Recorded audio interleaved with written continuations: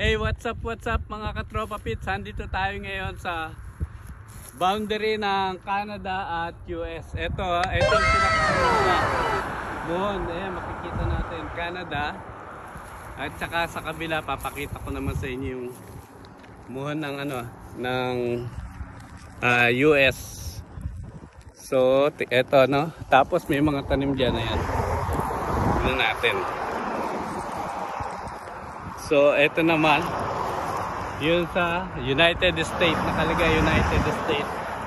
Ayaw akong tumawid, baka mahuli ako ng immigration. Bali nakapak na ako sa nakakross na ako ng yari yata ako nito.